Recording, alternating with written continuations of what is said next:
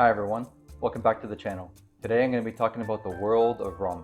So I absolutely love rum. It's one of my favorite spirits to work with. It's extremely versatile. It works in a whole bunch of different style of cocktails, whether it be tiki, tropical, old-fashioned style, dessert style, you name it. It's extremely cost effective in most parts of the world, which is beneficial because rum is used in probably more than 50% of cocktails in the world, whether it be in large amounts or small amounts. And it plays well with a lot of different types of ingredients, which is really what makes rum such an amazing spirit. And it all started with this. Sugarcane. So sit back, relax, this is going to be a fun one. So sugarcane's origins can be traced as far back as 500 BC in Papua New Guinea. And with the spread of human colonization, sugarcane found its way throughout Asia, the Middle East, and into Southern Europe, more specifically, Spain. So during the 700s and the late 1400s, Spain was under Arab occupation, and it was the Arabs who brought sugarcane into Spain. And they started producing sugar from the sugarcane and introducing it into European cuisine. And they were distilling alcohol from sugarcane juice, and they called it aguardiente de caña. Fast forward to 1493, on Christopher Columbus' second journey to the Caribbean. He brought sugarcane to the island of Hispaniola, which is today the island split between Haiti and the Dominican Republic. And from there on, sugarcane plantations spread out all throughout the Caribbean. And at this time, I'll mention one of my favorite cocktail books, Potions of the Caribbean by Jeff Beachbum Berry. So this isn't just a cocktail book, it is a straight up history book. It goes on to talk about what was going on in the Caribbean at that time. This particular book, I don't believe is available in Canada. You can order it on Amazon or Cocktail Kingdom. This particular one I got at Jeff Beachbum Berry's Tiki Bar in New Orleans, or NOLA if you don't want to sound like a tourist. At the gift shop there, you can pick up this book, and it's autographed by Jeff himself. Where's the page? I highly recommend this book. It's a really good read. So fast forward to the 1600s. At this time, the British and the French, as well as other European countries, are starting to take over islands in the Caribbean. So it was the British who took molasses and further distilled it into rum. So molasses is the byproduct of sugarcane after it gets distilled. Usually it would be discarded, but it was the British who decided to refine it and distill it into rum. Very eco-friendly at the time. And it wasn't long until the Spanish adopted this technique as well. So now you had molasses-based rums being made on British islands like Guyana, Jamaica, and Barbados, and in Spanish islands like Puerto Rico, Dominican Republic, and Cuba. And now for the first time, we are starting to see the rums that we have today. They've been further refined throughout the years, but this was the base. Spanish and English style rums were molasses-based, while the French stuck with non-molasses, just sugarcane juice. And now we're going to dig into one of my other favorite cocktail books, Smuggler's Cove. This is an amazing tiki book. I highly recommend it. It dives into tiki culture. And what's great about this book is that it guides you to the styles of rum. Now, if you live in the US, you have access to absolutely everything, but in Canada, we have a much more smaller selection. So I'm going to help you find bottles in this book that you can find available within Canada. So the first category is pot still unaged rums, which all we have here is Grand Nephew, but that's all we need. This is an incredible rum. It's got that really grassy flavor from the sugarcane. It's almost got this caramelly burnt sugar flavors as well. It's a really good rum to use. Next are pot still lightly aged rums. We don't have too many, but one really good one that I recommend is Smith & Cross. This is also an overproof rum at 57%. It's got notes of overripe bananas and pineapple. It's got that really good funky flavor. Funk is the greatest compliment you can give to a rum. It's almost got this, oh, of course. Yeah, it's got really good bold flavors. This is an outstanding rum. This makes any cocktail good. Another rum that is not on the list in the Smuggler's Cove book or available in Canada is this one right here, Dr. Bird. This is an outstanding pasta rum. It's made in Jamaica and then shipped to Detroit to be finished in barrels. This has a really good, amazing flavor. Oh, it's got a caramelly. Yeah, it's really caramelly, this one here. It's got an amazing bold flavor. I highly recommend Dr. Bird. This is an amazing rum. So category number 2 are blended lightly aged rums. The only two in the book that we have are these ones right here, and these are both amazing rums. So this is Appleton Estate. This is a 100% Jamaican rum, and this one here is Plantation. They've changed their name now to Plantaray, but this is a blended rum with Jamaican, Trinidad, and Barbados rums. So this one right here is very similar to Smith & Cross. Yeah, it has that funky flavor. It's only 40%, but it's very similar to Smith & Cross. It works really well in cocktails. This one right here,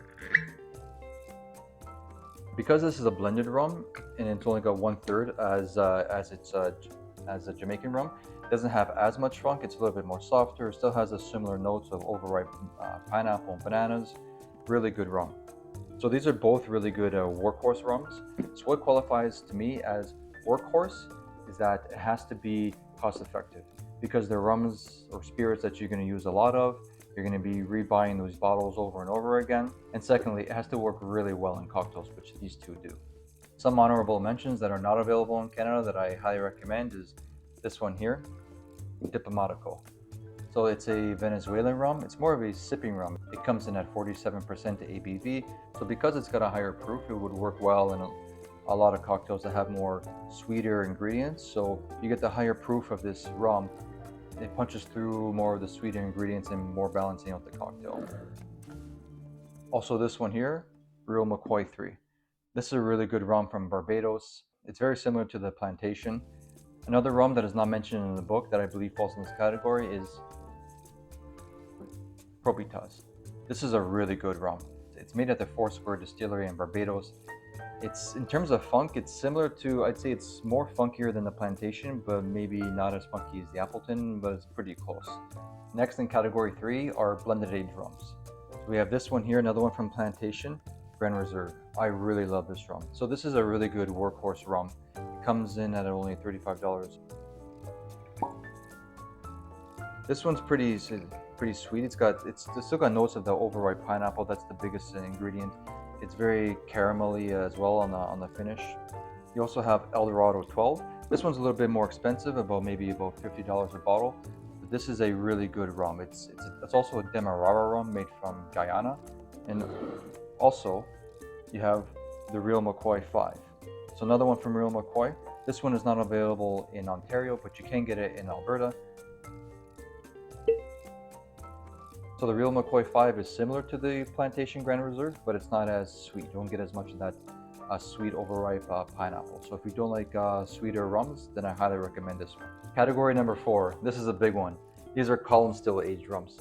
So there's quite a few available in Canada. This is my favorite workhorse rum here. This is Brugal from the Dominican Republic. This is a really good rum. I think it comes in around $30 a bottle. It's similar to the Eldorado 12, where it's got those Demerara caramelly notes. This is a really good bang for your buck bottle. You also have this one. It's a little bit more expensive. I think it comes in at around $50 a bottle. This is from Trinidad. It's very similar to this one here, but this one's got a little bit more age. Maybe it's not as sweet. I would say in this one, it doesn't have as much of that Demerara flavor. The rest of these are not available in Canada, but this one right here holds a special place in my heart. This is Ron del Barrilito from Puerto Rico. This is arguably the best rum from Puerto Rico. I had the opportunity to visit the distillery in San Juan a couple years ago, and it was a really good experience. So the way that this rum is made is they finish off the aging in ex-sherry casks that they import from Spain. And this is a really good rum. I highly recommend it. This is Ron Centenario.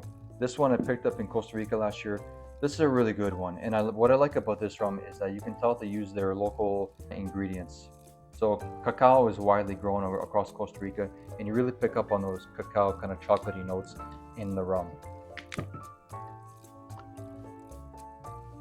Yeah, this is a really nice rum. It's a little bit more softer. It's got really chocolatey undertones. This is a really good rum.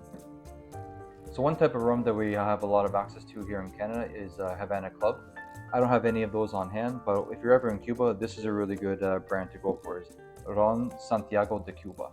This is a really good white rum from Cuba. It's very similar to the Havana Club, but I was there and decided to pick up a bottle. They also have this one here. This is the best rum you can get from Cuba. This is the 11-year. This is a really good rum to sip on. Okay, so this next one sits in a category by itself, black pot still rum.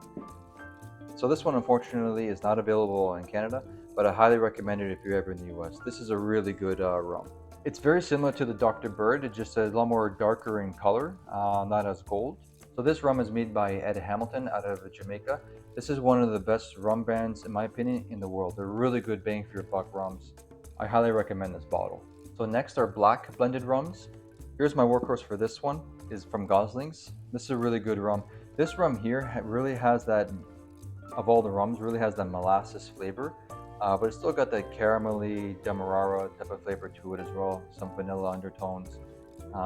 This is a great workhorse, and clearly you can see I go through a lot of it. This one here, Karuba. So this is a dark Jamaican rum. It's not available in Ontario, but you can get it in Alberta. It's very similar in flavor to Appleton Estate Signature. And this is just another one from Hamilton. This is their Demerara 86. This next one's going to put some hair in your chest. These are black blended overproof rums. So really the only one that we have here is another one from Gosling's. Gosling's 151. Next is Lemon Heart 151. This one's not available in Ontario, but you can get it in Alberta. Another one here from Plantation, not available in Ontario, but you can get it in Alberta as well. Plantation OF2D. This is one of the best overproof rums that you can get. And of course another one from Hamilton. I like to use this one the most, Hamilton 151. Okay, so next we're going to do white rum agricoles. And these are predominantly rums made in the French style on the island of Martinique. So really the only one we have here in Canada is St. James. So this is a really good one too. This one has,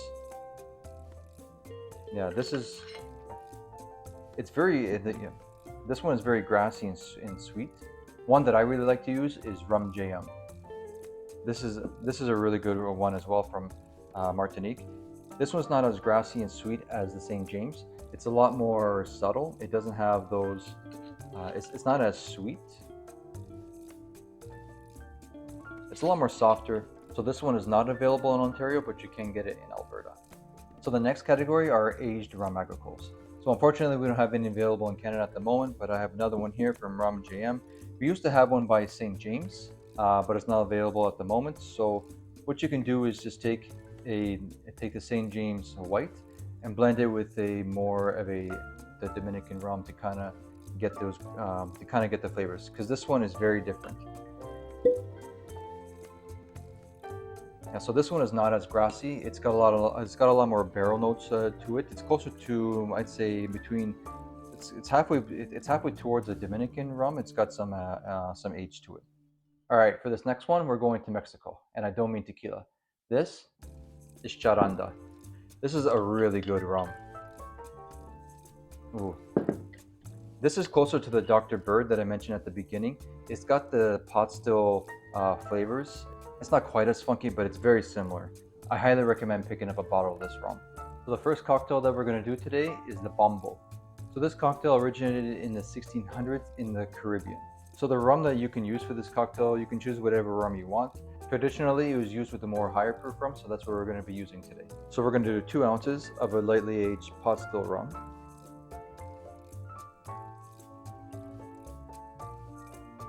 And 1/4 ounce of a Demerara syrup.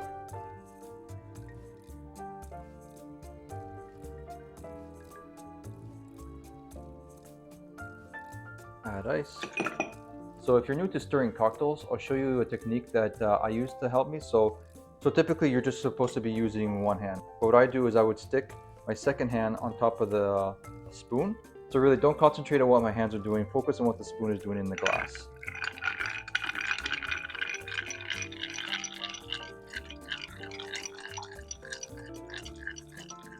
Over time you can learn to do it with just one hand. It takes a bit of practice.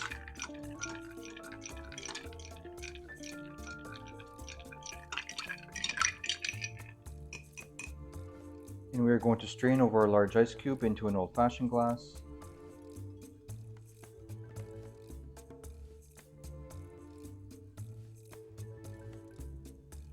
And garnish with freshly grated nutmeg.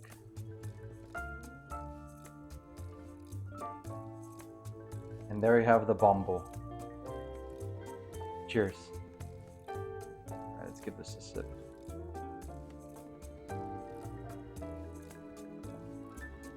Oh man, that's really good. Use whatever rum you want because you're going to be drinking it, but this is a phenomenal, easy cocktail, just 2 ingredients. It falls into that old-fashioned style. Really good drink.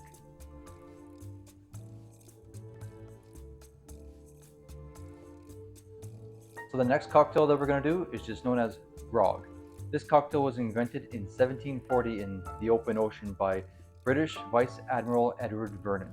So the story goes that sailors would receive rations on boats. They used to get beer and wine, but they opted to switch for rum for multiple reasons. First of all, rum didn't spoil like beer or wine would, and also it took up less space on the boats. So he cut down their rations by giving, instead of beer or wine, and giving them rum. The problem was that it wasn't productive for the sailors. So he cut that rum even further and inherently invented this cocktail. So first we're going to do 2 ounces of a blended aged rum. Traditionally, it was used with a more higher proof rum, but if you want, you can use a different rum. Followed by just half an ounce of Demerara syrup.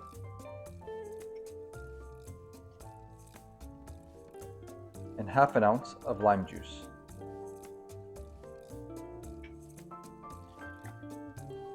We're going to add in some ice.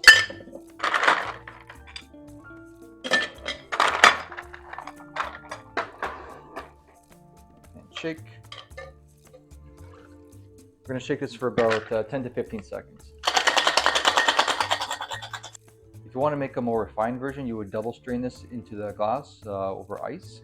But let's keep this as traditional as possible. We're already changing up the rum. We don't have to change up the method.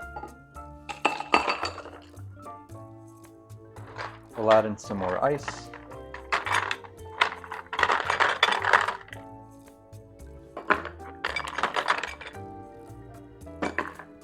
And there you have your grog. Cheers. Let's give this a try.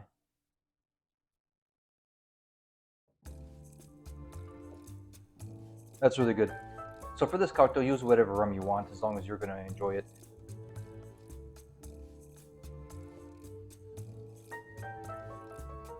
So the next cocktail that we're going to do is the Canchànchara. So for this one, we come full circle back to aguardiente de caña. This cocktail was invented somewhere between 1868 and 78 during the 10 Years' War in Cuba. It was either invented by Cuban guerrilla fighters or the Cuban people. So because over the centuries, aguardiente de caña has evolved into rum, it's not easily found all over the world, and there aren't any available in Ontario. I think there is a brand that's available in Alberta. This particular one I got from the US. This is Cumbe. This is from Colombia. Colombia is one of the last few countries in Latin America to actually still make aguardiente de caña. This is a really good brand here that I got from the US. So we're going to start off with 2 ounces. I should probably get my jigger. Here's the jigger. So we're going to do 2 ounces of aguardiente,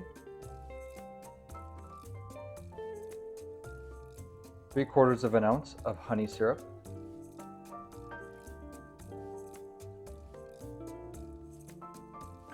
and half an ounce of lime juice. Add some ice. And shake for about 12 to 15 seconds.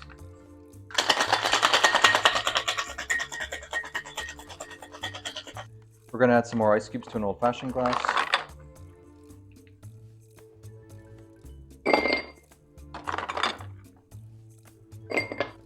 And we are going to double strain.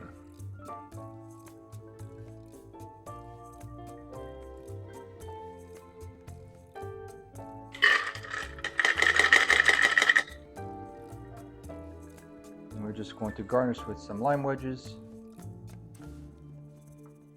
And there you have the Canchànchara. Cheers.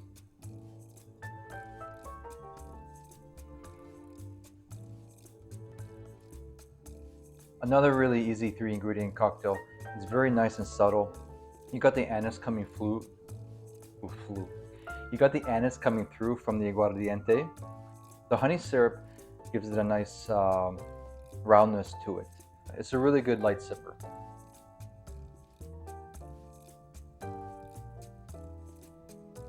Okay, so that's it for today. I hope you enjoyed this video and that it was as much fun for you as it was for me. Hit that like and subscribe button, follow me on Instagram, and I'll see you in the next video. Cheers.